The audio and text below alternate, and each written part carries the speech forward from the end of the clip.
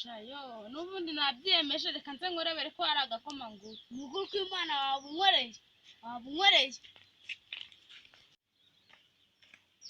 we kiri hahi karame mabuja wewe utari hano ariko ntukajye unyita mabuja kuko mabuja ni Imana imwe yo mu ijuru yatumye duhura ariko none Imana yo mu ijuru yatumye nkora hara ku muhanda nashonje nenda gupfa none Imana niyo nasenze rwose Imana aba ari ijya wita mabuja idufasha igatuma tumenyana igatuma babajura bose batazenda kugira kwirukanka Imana ishimwe kuko rwose barabanyujije Imana ishimwe ngaho icyarabaye aho ngaho ndabiga bihera naringiye namuvugishije kirihahiye ubu muri aka kanya urumva ushaka ko tugufashije ni ukuri kw'Imana nkurikije imbeho mfite yonyine gusa inkoreye wama agakoma kanze ndabwira musaza wanjye ariko hari ikintu kimwe njya nibaza buriya musaza wawe yagiye he yagiye gushaka akazi nimba yarakabonye nimba atarakabonye simbizi ariko Imana imufashije akabona ariko buriya wasanga yarakabonye wenda akaba akiri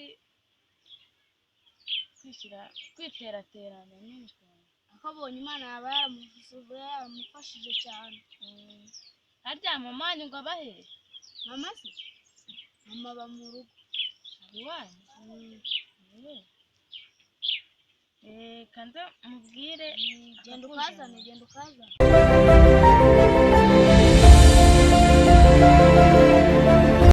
ariko nguko koko bwakeye sinabimenya mumeze musaza wanjye ni sawa nukuri uvuye hehe mbe hano mu gikari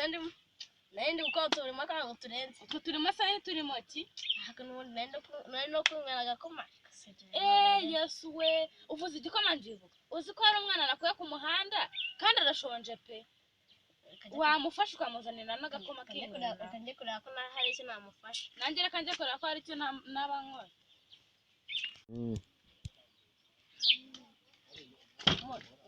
ni wowe wabwiye ngo uzanire igikoma yego rwose ndi kubona ko nawe ushonje burya ntabwo mbashije kubona rwose wishimye n'umutima mwiza pe nanjye nakunga ko mbashije kubona